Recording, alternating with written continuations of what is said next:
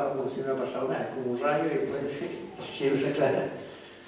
Pero me quedó a mí, dice, ¿por qué no, pobre hermana, por qué no se lo dijo de otra manera? ¿Por qué en particular el padre que es tan pedagogo, tan paternal? No me cuadraba esto, eso me dejó. Esa noche no pude, después unos cantos, estuvo muy lindo, una noche muy linda de canto de familia, y al final se cantó el cántico al terruño y el padre cantó todas las estrofas, y a pesar de la edad tenía buena voz el padre. Fue muy bonito, ¿no? Pero a mí me quedó esto dando vuelta y esa noche no pude dormir bien, porque primera vez que me tocaba ver al padre en algo que yo pensaba que se había, pero había admirado con la capacidad de control, según mi interpretación. Y a la mañana siguiente me recordé esto y me acordé, tú le dijiste al padre que cuando no estuvieras de acuerdo con algo, entonces yo decía, bueno, pero cuando hay cosas que le cuestan, trata de buscar algún pretexto, correrlas para otra. Bueno, no es tan importante, no hay que quitar al padre un detalle, no hay que darle importancia. Pero la conciencia me decía, no, tú tienes que. Entonces, quería buscar un arreglo, entonces mira más, le dije, yo creo que esto no tiene importancia, pero si tú crees que debo decirle al padre, tienes que darme una señal, y si no, significa que no tiene importancia. Y pensé, con esta me liberé. Y celebré temprano, en esa época no había celebraciones, así que había distintos altares laterales, y celebré con el altar lateral, y fue a tomar desayuno temprano, y la sorpresa mía estaba el padre solo en la mesa tomando desayuno. Tanto y dije, parece que aquí podría haber una señal. Me acerqué, me senté, el padre muy atento, siempre pasó el café, el pan. Me miró y me dijo, padre, parece que usted no pasó buena noche. Yo no sé si estaría pálido, ojeroso, ¿en qué notó eso? No se lo pregunté tampoco. Bueno, en realidad no pasé buena noche, padre. ¿Algún problema de salud? Propiamente no es salud. Otro tipo de problemas se podría saber. Bueno, ya estaba más claro que la madre. Entonces, bueno, en realidad, padre, fue la noche. No la noche, me dijo, no estuvo tan lindo, tanto espíritu de familia, la alegría. Sí, todo muy lindo, pero lo de la hermana, padre. Lo de la hermana. Ah, la hermana que le dije que se callara. Sí, padre. Usted pensó que iba a ser un poco cruel con ella, ¿no es cierto? Sí, padre. Que no fui pedagógico ni paternal, sí, padre. Qué bueno que me lo diga porque lo voy a explicar. Esa hermana que yo aprecio mucho, por eso tiene el trabajo que tiene. Esa hermana me ha pedido que le eduque. Y esa hermana tiene el único defecto, o el defecto, es que para ella siempre lo suyo, lo de su curso, lo que esté, es siempre algo especial. O sea, siempre tiene que hacer resaltar lo que de ella siempre me ha pedido que le eduque. Ahora esa hermana es sanguínea. Entonces si yo le digo simplemente algo así, mire, no se ponga al centro, le entra por un oído y le sale por el otro. Yo tengo que hacerle un parada de carro, así como en Chile, un choque, una terapia de choque, para que reaccione. Y recuerda, me dijo que yo dije al comienzo que quería escuchar cantos sin explicaciones, lo dije por esa hermana y estaba seguro que cuando llegara ella iba a dar explicaciones. Así que lo dije por ella.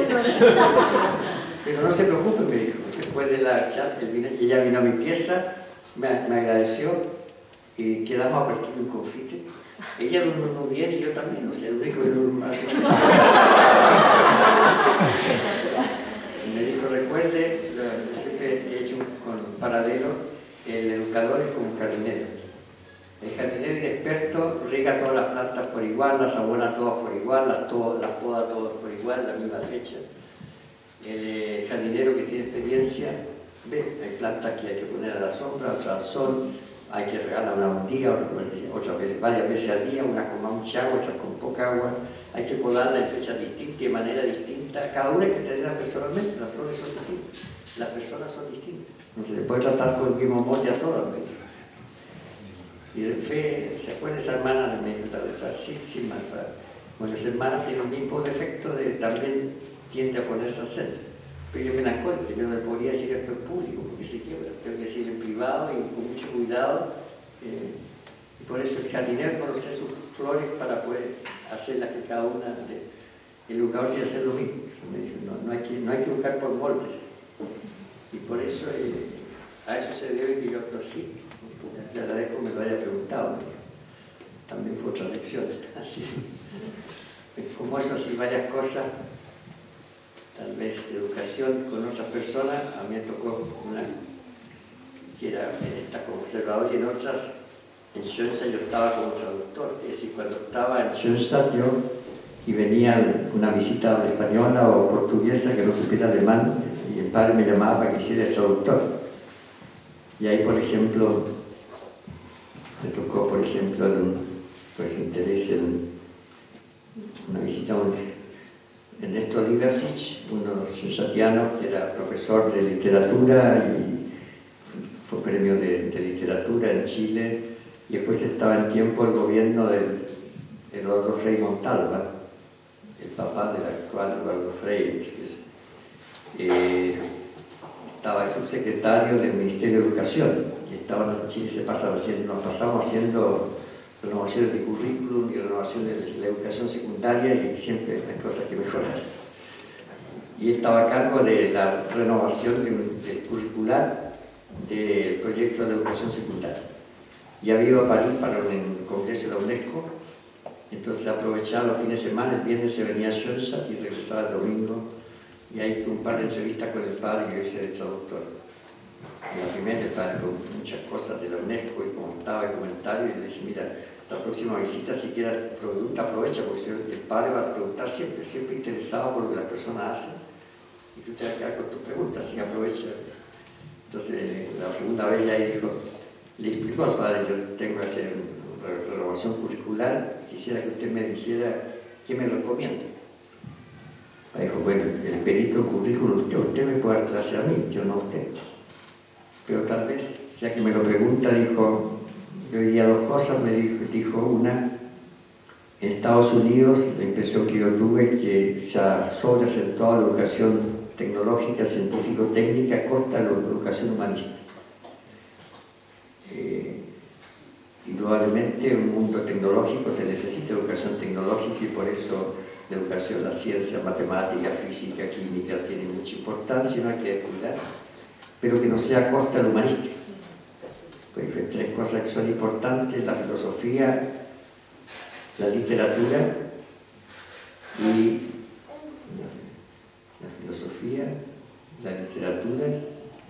y la historia. Dijo, ¿por qué? Las primeras frases ayudan a mejorar la producción, a hacer inventos, o sea, son productivas. En cambio, estas tres no producen nada. La historia, la filosofía, la literatura no es productiva. Pero es muy importante, porque lo que se produce es para que la sociedad crezca, pero ¿hacia dónde crece? ¿Hacia dónde va el progreso? ¿Qué se entiende por progreso? Primero, que la historia es muy útil porque hace conocer lo que el hombre es capaz, porque depende de la libertad de las personas también. Y si uno no conoce los aciertos y los desaciertos de la historia, está condenado a repetir.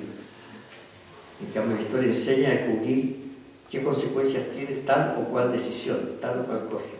Que no es un destino ciego, no es la mala suerte, sino que depende de las personas que son los que conducen la historia.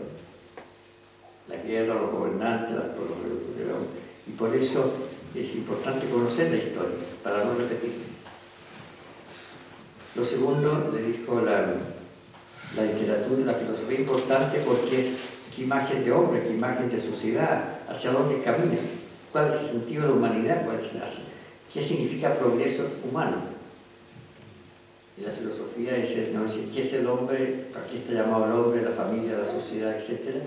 En cambio, si no, se convierte en pragmatismo, y que después, digamos, la persona pasa a segundo término y está en función de la funcionalidad de la economía, del mercado, la política, lo que sea, pero no es una política que humanice a las personas, personalice y ayude a una mayor solidaridad.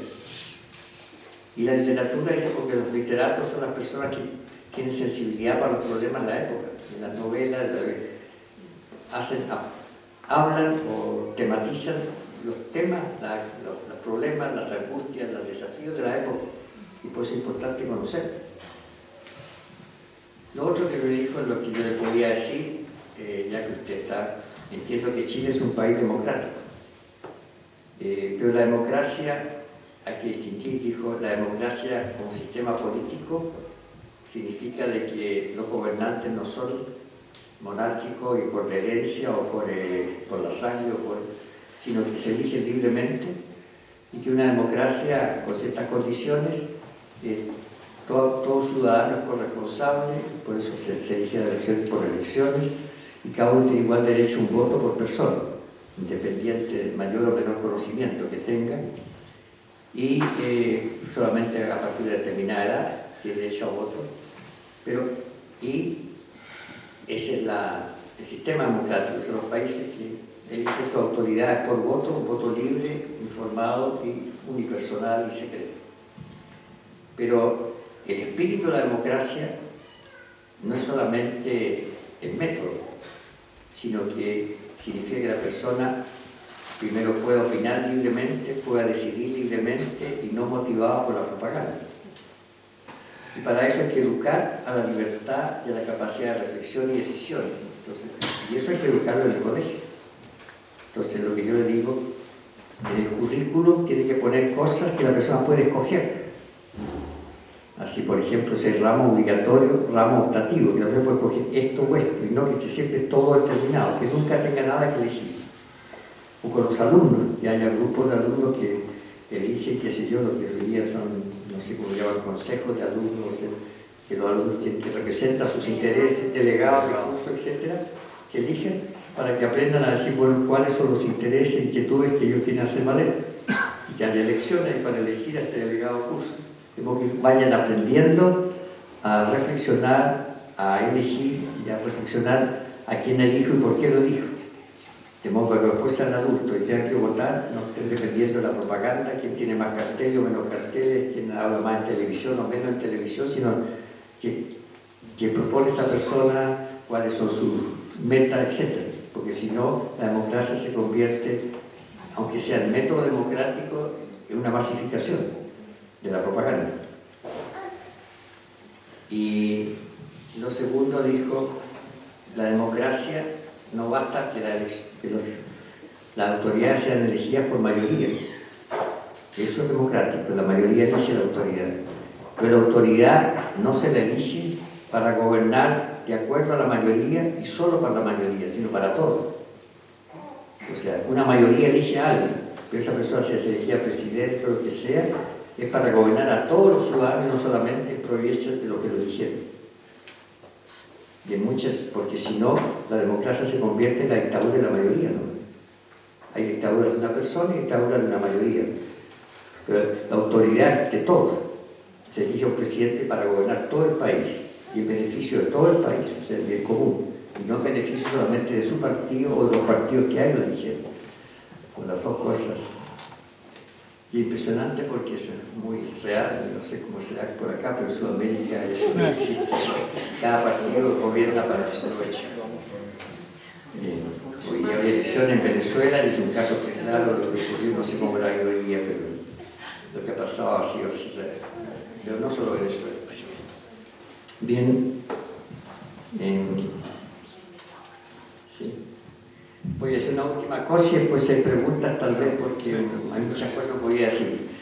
En educación a nosotros ahora como comunidad, y está en la dirección general, por distintas circunstancias, Padre Benítez, que era el que había venido a Sudamérica para recorrer acá la comunidad. Padre no había tenido dos encuentros con él, uno breve, la noche de la Pascua, con la comunidad, y después, cuando está en otro capítulo de la hermana de Münster, allá en Münster, también un encuentro breve, y nada más. Y estaba dando retiro a la hermana, a las celebraciones, a los hermanos, sacerdotes, a nosotros, nada. Y además no teníamos dónde vivir en casa, la hermana nos facilitaron la casa del antiguo noviciado, pero había 7 piezas lo que había ahí, 5 las teníamos en la dirección general y 2 para los padres que venían de paso, y cada vez iban llegando padres. Y si llegaba un tercer padre, hay que buscar el alojamiento en otra parte, pero empezaron a quejarse, bueno, ¿dónde está el instituto que no tenemos siquiera dónde alojar? Tenemos que ir a alojar en otra comunidad. Hay un descontento. Entonces el padre Méndez, que llegó y se dio cuenta, dijo, miren, no, esto no se va a arreglar si el padre no toma las riendas de esto y se hace cargo del instituto al menos por un tiempo. ¿Ya? ¿Qué les parece que vayamos y digamos al padre que esto no funciona si él no se hace cargo? Entonces el padre está aplicando retiro a la señora Lechones. Bien, entonces llamó a la superiora, que es la señora Raurauti, una mujer fortis, y le dijo, necesita urgente hablar con el padre. Le dijo, sí, ¿y por qué no hablaba la semana anterior que estaba arriba con la hermana? O la próxima semana que atrás de nuevo con la hermana, y nos viene a nosotros a molestar ahora que es la única semana que nos ha dado. Es que es algo urgente. Bueno, como el padre me había hecho muchos favores, no le puedo decir que no. El padre no tiene tiempo, así que solamente a las 12 reza el ángel, ahí, y a las 12:15 hay que almorzar porque después tiene confesión y tiene esto y esto. Así que un cuarto de hora, nada más. Bien, eso va. Pero partimos puntuales para estar arriba, nos recibió la señora Gaudia, su general. Veníamos atenta, pero no cordialmente, se notaba que estaba con esa pelo. ¿Qué pasa? Entonces le mostró, esperen aquí el padre después del ángel que se toca para venir acá. Nos sentamos, efectivamente se tocó el ángel en la campana del santuario, y al poco me dijo entre el padre sonriendo, qué gusto que les trae por acá, tomen asiento. Tenemos muy poco tiempo para decir que vamos al grano. Entonces le puso con toda la retórica y toda la capacidad que tenía él al padre, las 8 o 10 razones por las cuales el instituto no funcionaba si es que nos hacía cargo como un tiempo al menos como director. El padre estaba sonriendo, a medida que iba hablando parecía poniendo serio, hasta el final. Al padre Menio se estaba de tú porque lo que no conocía del 13 años, había estado su alumno del año 13. Alex le dijo, ¿eso es todo? Bueno, por ahora le dije. Y usted piensa igual que él, no miró a cada uno. Bueno, sí. Escucha tú y escuchen ustedes. El problema no reside donde tú dices, Alex. El problema reside en que ustedes no tienen fe de que mientras tengan el cargo que tienen, participan de mi carisma. Mientras yo no tenga la convicción que ustedes han hecho todo lo posible por dirigir y orientar el instituto, no voy a mover un solo dedo. ¿Entendido? No cumplo el pie y se fue. Nos dejó a todos como gato encantado, por eso. El padre, que fue provincial de Alemania, el padre Klein, que hacía caricaturas, es muy buen dibujante. Entonces está ese dibujo que aparece el padre, hay una mesa, el padre medio más pequeño que el padre era abajo, 1,65 m, el padre medio más bajo, 1,60 m. Y aparece entonces el padre medio sobre la mesa y el padre le está amarrando una barba al padre medio y dice, tienes que creer que participas de mi carisma. Esa caricatura registra esa historia y que está en el archivo nuestro. Pero era el padre educaba responsabilidad, porque era muy acogedor personalmente, pero era exigente, la persona que tenía un cargo, que tenía compromiso, en ese mismo ya el año 20, cuando recién comenzaba, no estaba recién la Casa de Alianza, el padre estaba dando retiro al sacerdote y tenía un encuentro con la rama de señoras en Vigo, en el antiguo colegio. Y habló ahí de la importancia, la función de la mamá, de la mujer en la sociedad, y que si la mujer redimida no hay sociedad redimida y que necesitaba madres que fueran madres del pueblo, responsables de su pueblo. Y terminó y partió rápido porque caminábamos a pie para llegar después a José Madre y teníamos los sacerdotes. Y había empezado a llover, entonces una de las señoras salió con su paraguas acompañando y después se vuelve. El padre necesita paraguas, necesita madres del pueblo. Y siguió partiendo.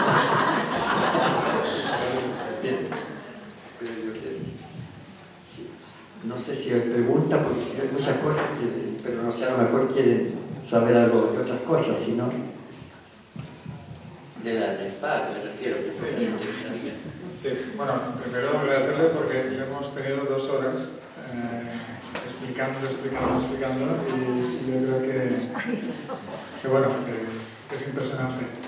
Entonces, lo que me gustaría es si alguno de vosotros, ahora alguna pregunta o alguna cuestión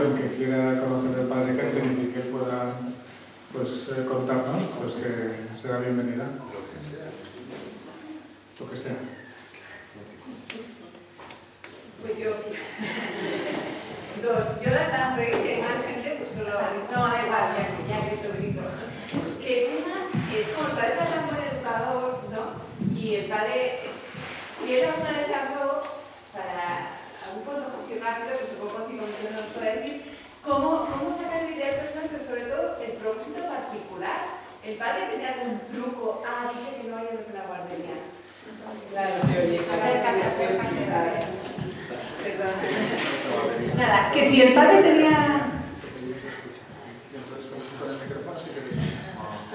Que si el padre tenía algún truco para ayudar a las personas a sacarse ese propósito mensual, como para ayudar a vivir el ideal personal de cada uno. Esa es una pregunta. Y la otra pregunta, usted que conoció tanto al padre, ¿qué le gustaría que le regaláramos por los 100 años de alianza?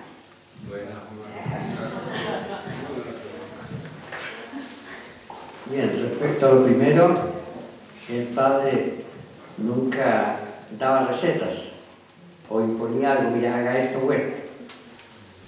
Cuando la persona escuchaba lo que esa persona decía, qué cosas le costaban, los problemas o desafíos, y en base a eso podía, digamos, dar indicaciones. O sea, acogía primero la vida y después trataba de responder a la vida, pero no llegaba con un esquema previo. Haga esto, haga esto, haga esto. En el caso de propósito, primero decía, si alguien le preguntaba, yo quiero, ¿qué podría tomar como propósito particular? No, propósito no puede tomar mucho, sino propósito particular es cómo se aterriza el ideal personal a una situación determinada. Entonces, me preguntaba, usted tiene un ideal personal, ¿qué es lo que Dios cree que Dios le pide a usted? Encarnar en su vida, porque hay una forma de decir, uno puede hacer propósitos y todos los propósitos son buenos. Cultivar la fe, la esperanza, la caridad, la justicia, la templanza, la solidaridad, así tienen una lista de 20 virtudes que puede cultivar una tras otra. Sino cuál es la que Dios quiere, primero para usted, de acuerdo a su ideal personal. Un franciscano le ve más la pobreza que la obediencia, y un jesuita más la obediencia que la pobreza. Y entonces, ¿cuál es, según lo que cree usted que Dios le pide a usted encarnar? ¿Cuáles son las virtudes, cuáles son las fortalezas, lo que tiene que usted cultivar? Y lo otro vendrá después, pero también de su temperamento. Un melancólico no debe proponerse estarse callado porque eso tiende a hacerlo de un sanguíneo, debe proponerse hablar porque eso lo tiene naturalmente. Un colérico a decir su opinión porque eso tiende a hacerlo inmediatamente. Y un flemático a no reaccionar porque eso, tiene que buscar una virtud que le ayuda a complementar